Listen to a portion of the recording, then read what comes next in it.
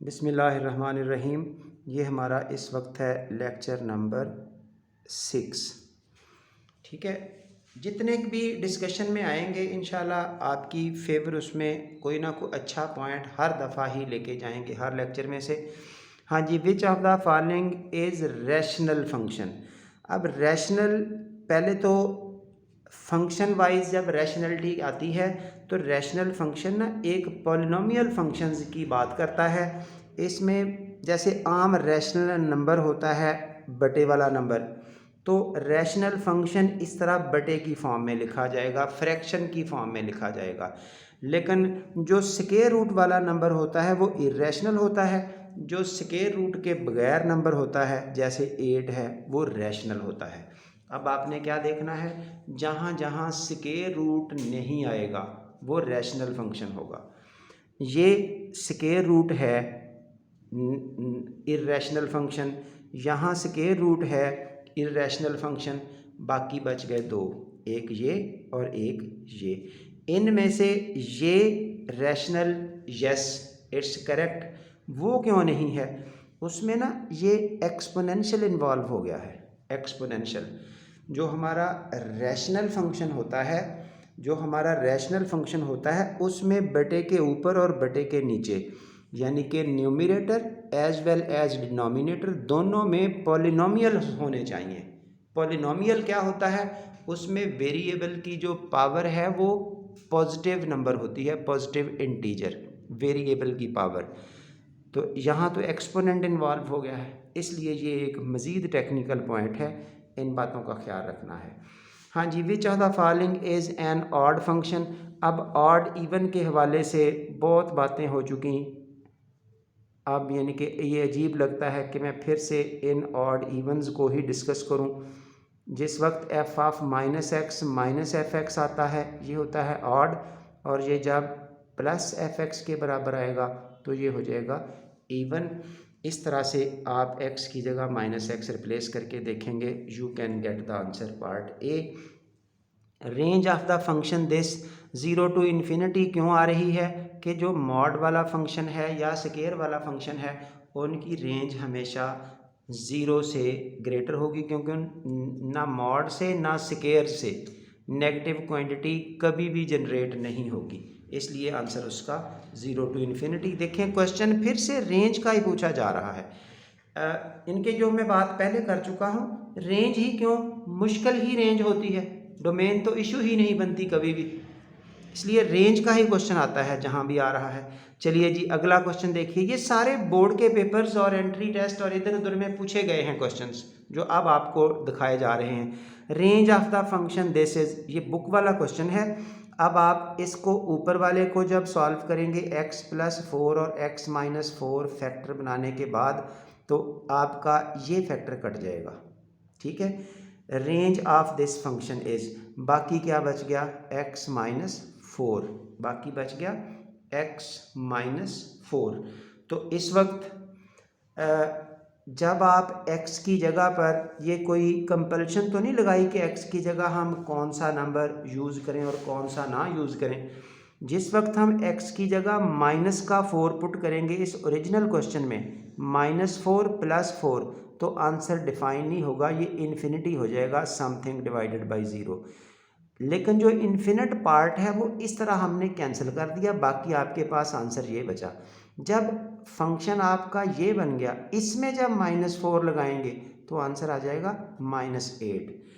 अब ना -4 लगाना है ना आंसर -8 आना है, ना नौमन तेल जमा होगा ना राधा नाचेगी। ठीक है ना, तो ना ही हम -4 तो यहीं से तय हो गया कि यूजेबल नहीं है यहाँ पर, क्योंकि उससे आंसर अनडिफाइंड है।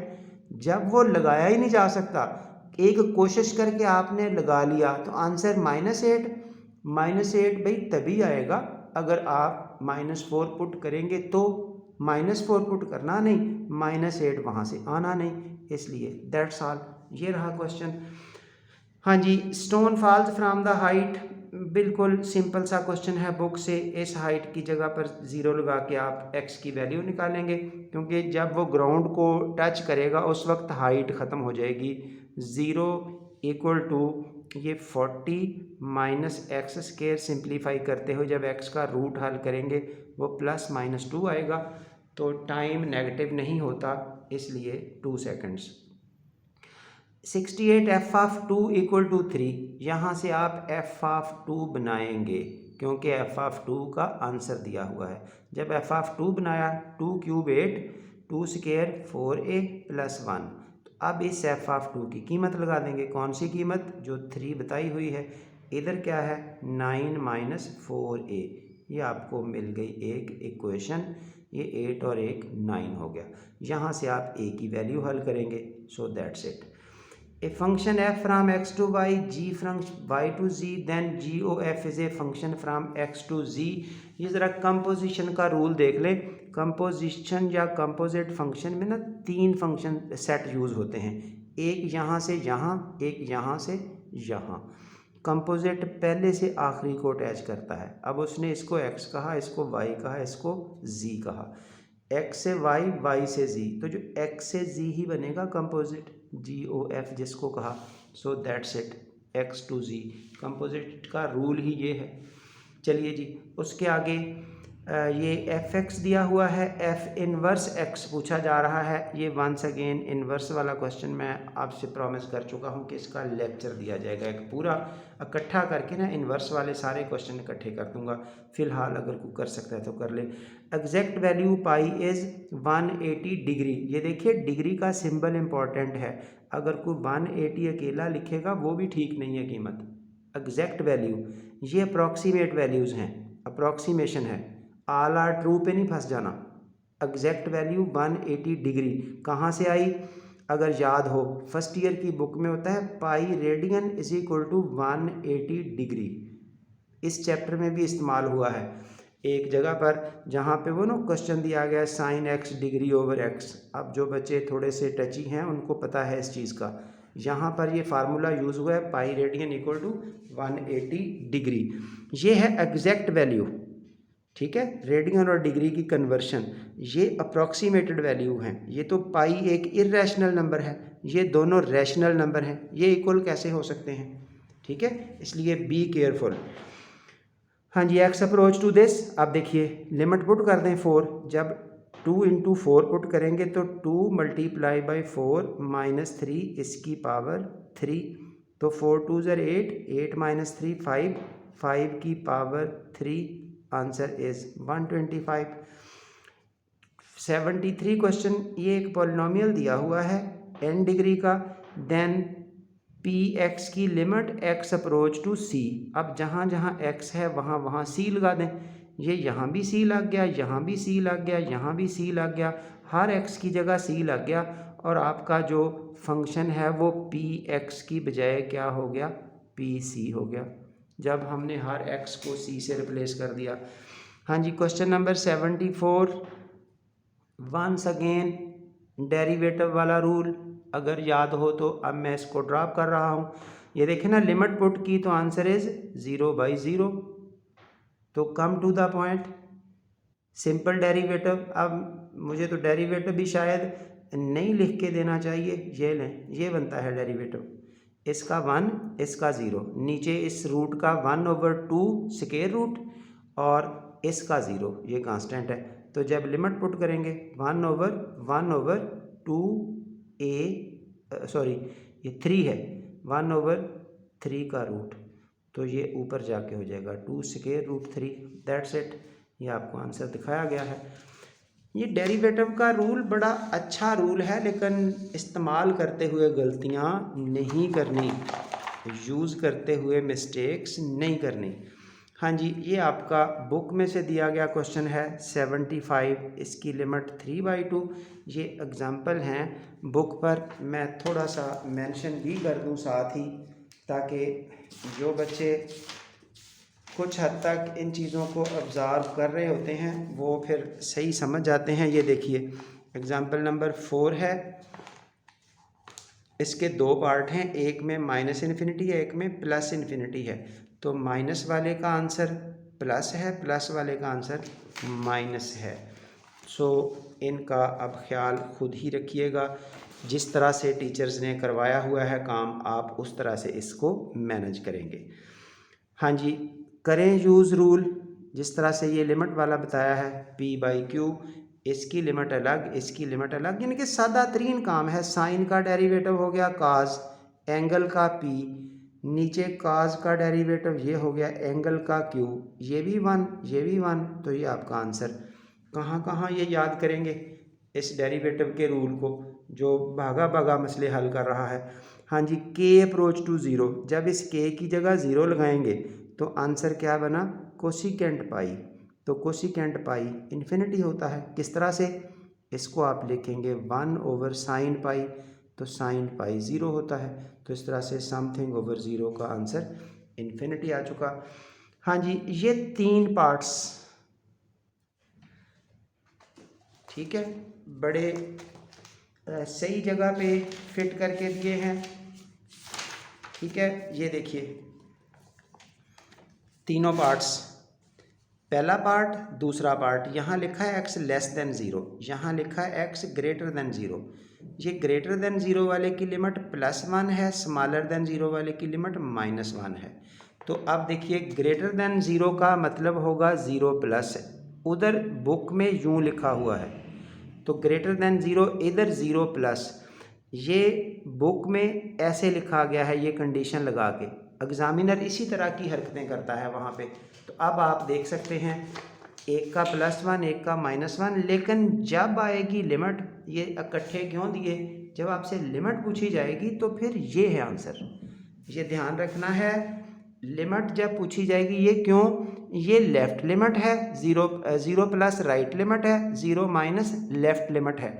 जब राइट लिमिट और लेफ़्ट लिमिट एक जैसी नहीं होती तो उसका आंसर क्या है, अब मुझे बताना पड़ेगा, लिमिट डज नॉट एग्जिस्ट। ठीक हो गया। तो ये बातें ख्याल रखनी है। ऐसे क्वेश्चंस बुक में से ही दिए जा रहे हैं, लेकिन हमारे लिए वो टेंशन क्रिएट कर रहे होते हैं। सो इसको अब आप डील कर सकते हैं खुद। नोट दैट, ये नोट भी एक लिख दिया है, लेफ्ट हैंड लिमिट और राइट हैंड लिमिट अगर बराबर होंगी तो लिमिट एग्जिस्ट करती है, otherwise no. Graph of the function a⁴x lies in quadrant, ये आपके ग्राफ वाले चैप्टर में, चैप्टर नहीं बल्कि 1.5 एक्सरसाइज है, जो हम टीचर्स कभी भी नहीं कराते क्लासों में, लेकिन एंट्री टेस्ट वाला या बोर्ड वाला वो इन चीज़ों को वेटेज देता है कि ये बुक का हिस्सा है, इसलिए कम से कम MCQ तो लेना यहाँ से। ये एक्सपोनेंशियल वाले फंक्शंस वहाँ देख लें, ग्राफ इसका कहाँ कहाँ से गुजरता है। ए पॉजिटिव हो तो ये फर्स्ट और सेकंड क्वाड्रेंट से गुजर रहा है ग्राफ इसका। हाँ जी, 82 x intercept of the curve, जो x इंटरसेप्ट होता है ना, उसमें y की जगह ज़ीरो लगाना है। जब x इंटरसेप्ट होगा तो y ज़ीरो, ये y ज़ीरो लगाएं तो आंसर क्या आ गया, 9x⁻² = 36 एंड x² = 4, ये 9 उधर डिवाइड कर जाएगा और फाइनली फिर x का आंसर क्या आ गया, +-2। तो x की कीमत +2 और -2, ये x इंटरसेप्ट हैं। अगर by the way y intercept कह दिया जाता तो y इंटरसेप्ट में x ज़ीरो होता है, x इंटरसेप्ट में y ज़ीरो, y इंटरसेप्ट में x ज़ीरो, तो x ज़ीरो लगा के फिर आपके +-3 ये आ जाते हैं आंसर्स। बहरहाल ये छोटी छोटी बातें तो नहीं मसला बन सकती हैं। चलिए जी, 83 leading coefficient of the polynomial. Leading coefficient वो होता है जो सबसे हाईएस्ट पावर के साथ हो, तो हाईएस्ट पावर 4 है और उसी से डिग्री बनती होती है। इस पॉलिनोमियल की डिग्री 4 है और उस हाईएस्ट पावर का जो कोएफिशिएंट है उसको बोलते हैं लीडिंग कोएफिशिएंट। तो लीडिंग कोएफिशिएंट इज़ +2, जो भी उसके साथ लिखा जाए। हाँ जी, degree of the polynomial function this is, ये हाईएस्ट पावर अभी जो क्वेश्चन आया वो डिग्री है। Range of this function is, अब फिर वही बात, रेंज देखें, ये सारे बोर्ड के पेपर्स के क्वेश्चंस मौजूद हैं आपके सामने, रेंज से निकल ही नहीं रहा।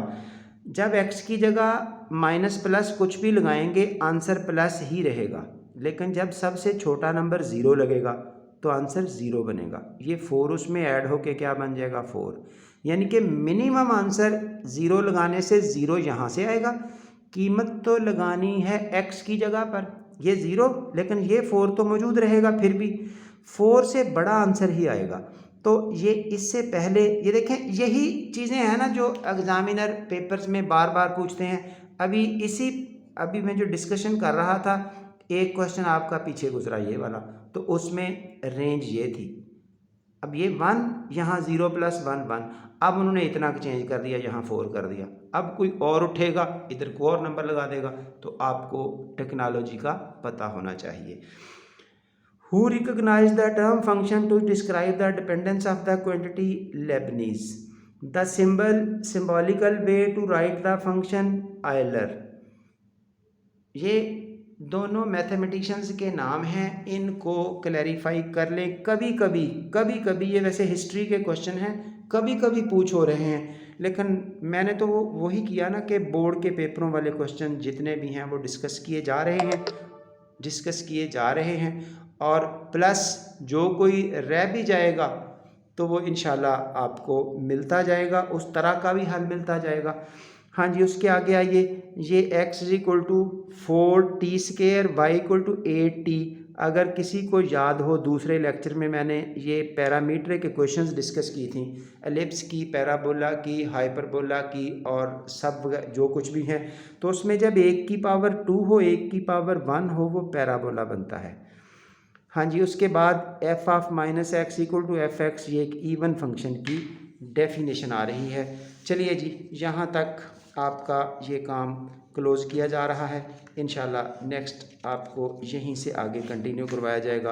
उम्मीद है कि अब काफ़ी हद तक आपकी रेंज में ये सारा सिलसिला आ चुका है, और अगर कोई इसको वैसे हल करना चाहता है तो मैं ना थोड़ा सा आपको आगे गुजार देता हूँ इसी तरह ये पेजेस, अगर कोई प्रैक्टिस करना चाहे तो। सो ये लें, ये आपके पास पेज शो हो रहा है। सो दैट्स इट, ठीक है, इसकी ट्राई कर लें, आपके पास ये सब अवेलेबल हैं, आंसर चॉइस लगे हुए हैं। हाँ जी, और आगे बढ़े, ये देखिए, इसको उसी तरह से मैं आगे गुजार रहा हूँ, तो अगर कोई हल करना चाहेगा तो ज़रूर कर ले, मेरा ख्याल है इशू नहीं होगा।